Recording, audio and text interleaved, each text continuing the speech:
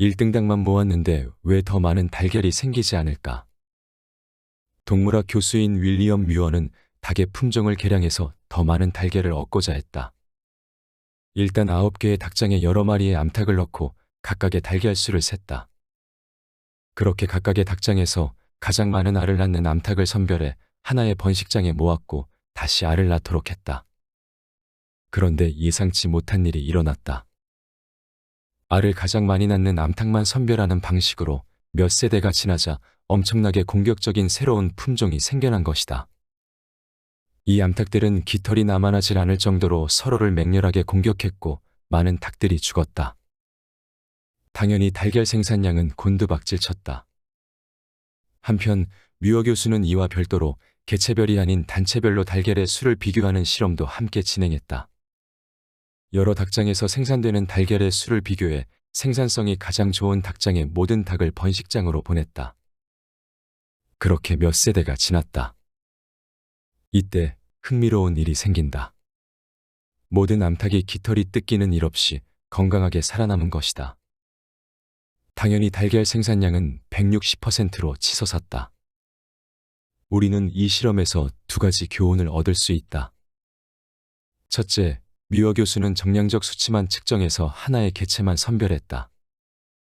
닭에게 이 선별법이 통하지 않은 건 다른 암탉을 쏘고 죽이기까지 하는 공격적인 개체가 알을 제일 많이 낳을 확률이 높았기 때문이다. 단순히 숫자만 생각했기에 달걀을 더 많이 얻을 수 없었다. 둘째, 이 실험은 달걀을 계속 낳기만 하는 지극히 개별적인 활동도 사회 환경에 따라 결과가 많이 달라진다는 걸 보여준다.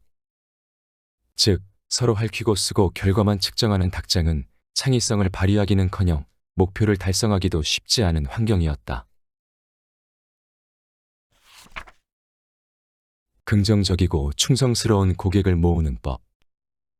시카고 대학교 부스 경영대학원의 교수 리처드 탈러는 사람들이 돈과 관련된 결정을 내릴 때 감정, 심지어 비합리성이 얼마나 중요한 역할을 하는지 보여주는 신기원적인 연구로 2017년 노벨 경제학상을 받았다.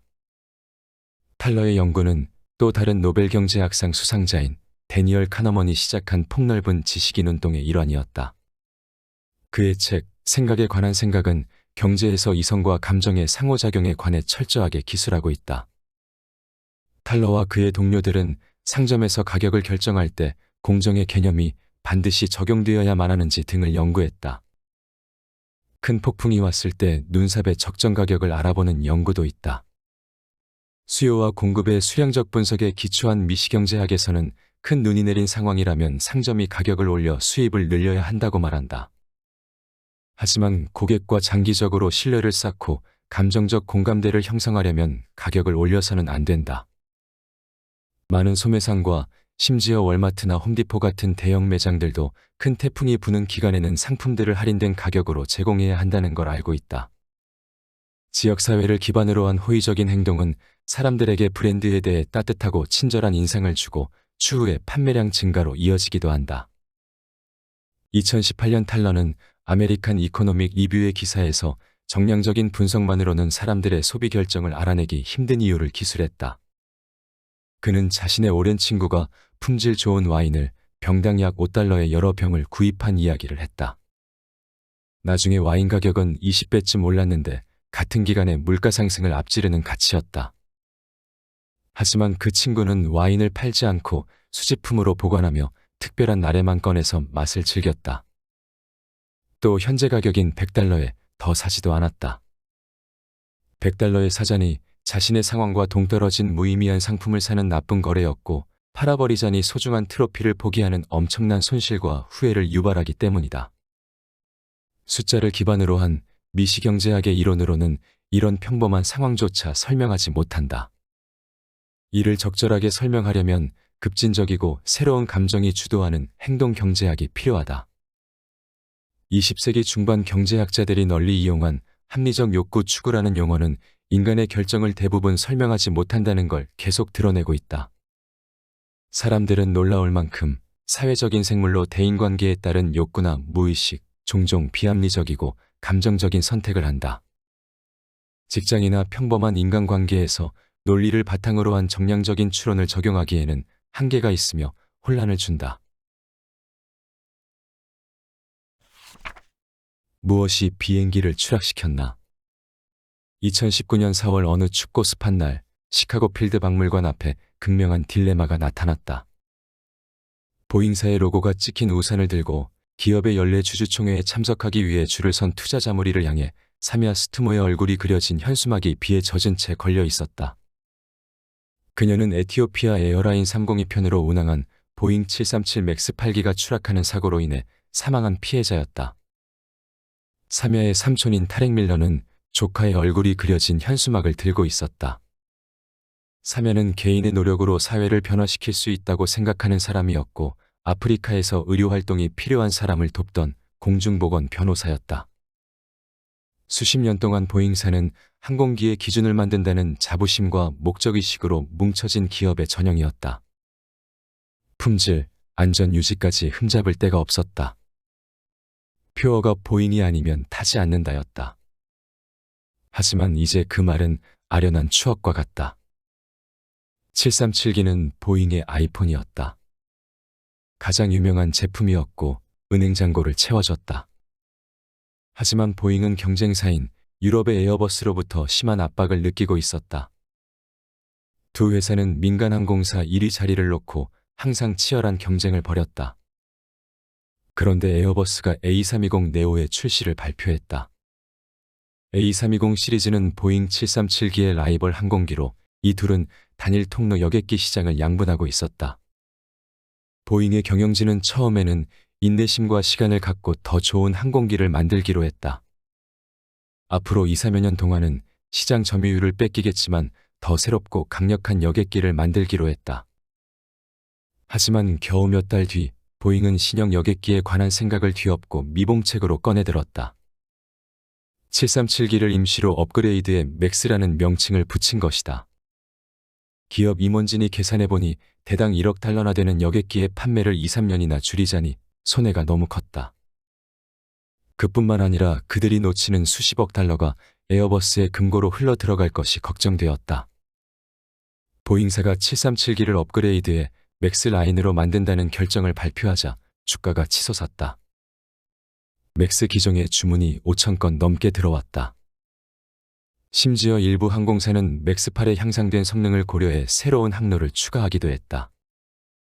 737 맥스8기는 보잉사의 효자 상품인 737기를 대체할 것으로 기대됐다.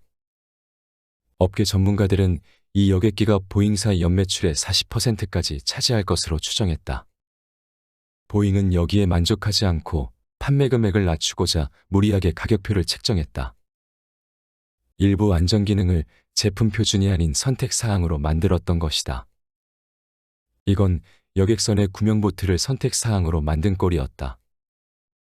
보잉의 정량적 분석은 운영자금에 허덕이는 다른 나라 항공사에 있는 동지들을 유혹했다. 이들은 각자 계산기를 두들겨보고 승객의 안전 대신 돈을 아끼는 쪽을 선택했다. 추가로 보잉은 항공사와 파일럿들에게 737 맥스8기에 소프트웨어적인 결함이 있어 비상시 급강하할 수 있다고도 설명하지 않았다. 이것은 참사가 발생한 큰 원인 중 하나가 됐다. 보잉은 현대과학적인 경영법의 가르침에 따라 계속 숫자만 주시했다. 달력의 비행기 배송 일정에 따라 돈이 들어오고 나갔다.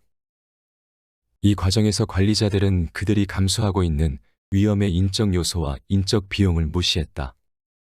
원래 보잉의 수익을 이끌던 전통적인 가치는 자존심, 품질 정교함 그리고 대중의 안전을 우선시하던 자세였다. 하지만 이제 그런 가치는 사라졌다.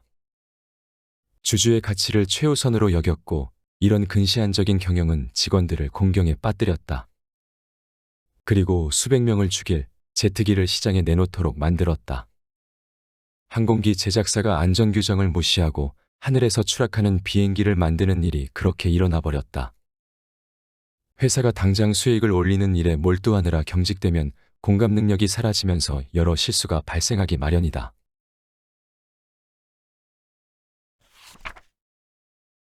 구글이 성과 높은 팀을 분석해서 밝혀낸 것. 구글은 가장 완벽한 팀을 만드는 것이 무엇인지 알아내기 위해 2012년부터 4년간 아리스토텔레스 프로젝트를 진행했다. 그리고 연구자들은 팀이 최고 성과를 내는 비결이 개인의 전문성이 아니라는 사실을 발견했다. 뮤어 교수의 실험용 암탉들처럼 가장 좋은 성과를 내는 팀의 비결은 팀원의 개성이나 구성원 그 자체로는 설명하기 힘들다. 그 팀의 비결은 팀원들 전체가 가진 심리적 안정감이 가장 중요한 요소였다. 즉, 어떤 생각과 의견, 질문 등을 팀원들 앞에서 말했을 때 처벌받거나 굴욕을 당하지 않을 것이라는 믿음이다. 그럼 심리적 안정감이란 무엇을 의미할까? 바로 개인이 아이디어와 통찰력을 주도적으로 공유할 수 있도록 힘과 용기를 주는 대인관계의 상호작용이다. 1990년 윌리엄 칸은 심리적 안정감을 직원이 자신의 인상, 지위, 경력에 부정적인 결과가 미칠까 걱정하지 않고 나서서 보여줄 수 있는 상태라고 정의했다. 이는 하버드 대학교 경영대학원의 에이미 에드먼슨 교수가 최근 수년간 주장한 내용이다. 그녀는 심리적 안정감이 없으면 결국 사업에서 실패한다는 연구 결과를 발표했다. 이와 비슷한 사례들이 많은데 신뢰를 구축하는 것과 열린 대화가 얼마나 중요한지 알 수 있다. 한 연구에서 약 100명의 실무자를 작은 그룹으로 나눠 특정 전략 과제를 해결하게 했다. 단, 브레인스토밍을 시작하기 전에 한 그룹은 개인적인 성공담을, 다른 그룹은 개인적인 실패담을 공유하게 했다. 대화가 10분 진행됐을 때 실패담을 공유했던 팀은 개인적인 성공담을 공유했던 팀보다 아이디어를 26% 더 많이 냈다. 사람들이 편하게 자신의 약점과 취약성을 드러냄으로써 심리적으로 안정적인 환경이 형성됐고 창의성이 늘어 성과가 좋아졌다. 또한 아이디어를 비판이나 보복, 일에서 제외될 두려움 없이 자유롭게 공유하면서 팀에 협력할 수 있었다. 카네기 멜론 대학교 카네기 공과대학은 경제적 성공의 약 85%가 인간공학 기술과 연관된 반면 기술적 숙련도와 연관된 경우는 단 15%에 불과하다는 사실을 발견했다. 컨설팅 회사 엑센추어가 2006년 주도한 공동 연구에서도 사회적 참여와 자아인식, 사회인식 능력이 정량적인 수치보다 성공에 더 중요한 변수로 나타났다. 숫자 중심의 정량적 측정법은 공감이나 관계, 의미를 원하는 인간의 모호한 본성을 인정하지 않는다. 이 숫자 중독자들은 사람들에게 사냥꾼 무리가 되어 진격하라고 소리치며 이렇게 명령한다. 계속할 수 있는 일이라면 그냥 하면 된다. 생존의 법칙, 든든한 배가 중요하다. 이 일을 좋아하라고 말한 사람은 아무도 없다.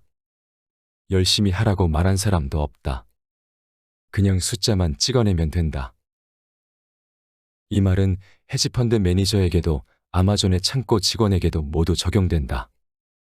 멘탈이 강한 사람이라면 조금 더 안락하게 살며 휴가도 멋지게 보낼 테지만 결국 모든 소득 계층의 일꾼들은 똑같이 냉엄한 현실에 놓여 있다. 무슨 일을 하든지 숫자를 채우지 못하면 모든 걸 잃게 된다. 앞에서 소개한 내용은 소크라테스의 성공법칙에서 가져왔다. 오늘날 많은 조직들은 무엇이든 측정하면 된다는 경영이론을 비판 없이 받아들여 정량적인 정보와 분석만을 바탕으로 의사결정을 내린다. 수치를 바탕으로 한 각종 보고서와 규정에 따라 행동할 것을 강요하는 조직 문화 속에서 많은 이들이 극심한 스트레스를 겪고 번아웃을 경험한다. 숫자의 바다와 엄격한 절차 속에 인간의 고유성은 사라졌다. 물론 숫자는 매우 중요하며 경험과학은 우리의 삶을 변화시켰다. 하지만 수치만으로는 모든 것을 대변할 수는 없다. 수치 중심의 정량적 접근법은 사회적 관계나 의미와 목적을 추구하는 인간의 특징은 간과한다. 앞에서 살펴본 것처럼 수치를 바탕으로 한 예측은 개체의 행복은 물론 집단 전체의 성과까지 망치고 있다. 그리고 합리적 이익 추구라는 비인간화는 우리의 목숨을 앗아갈 정도로 대단히 위험하다. 저자는 이제 숫자가 아닌 인간성에 초점을 맞춰야 한다고 말하며 그 방법을 철학자 소크라테스의 문제 해결 방법인 생각, 대화, 창조에서 찾고 있다. 이 각각의 요소들은 서로 긴밀하게 의존하며 한 번에 끝나는 사고방식과는 완전히 다르다. 1단계, 생각. 속도를 늦추고 생각하기는 다음 단계인 대화의 기본 전제 조건이다. 이 단계에서는 틀에 박힌 판단을 피하고 다양한 대답을 생각할 수 있는 개방형 질문이 필요하다. 예, 아니요로 대답을 강요해 분석적인 대화와 학습을 지연시키는 폐쇄형 질문과 다르게 개방형 질문은 대화를 끊이지 않게 만들며 자연스러운 대답과 상호 간의 학습을 끌어낸다. 개방형 질문에 뿌리를 두고 대화를 조성해 나가는 능동적 탐구는 브레인스토밍과 혁신에도 강력한 소재를 준다. 2단계, 대화. 백지 상태와 같은 열린 마음으로 대화 단계에 접근해야 생산적이고 영감을 주는 이야기를 그려나갈 수 있다. 눈을 가린 채 어느 한쪽으로 치우치지 않은 저울을 흔들림 없이 들고 있는 정의의 여신을 떠올려 보자. 대화 단계에서 우리는 실증 과학자나 법정의 재판장처럼 편견 없이 작업을 시작해야 하며 가능한 한 틀에 박힌 생각을 피해야 한다. 3단계, 창조. 우리가 속도를 늦추고 생각하고 주변 사람들과 열린 마음으로 대화를 하면 세 번째 단계인 창조에 접어들 수 있다. 성가신 문제를 참신하게 해결해주는 새롭고 참된 무언가가 여기서 생겨난다.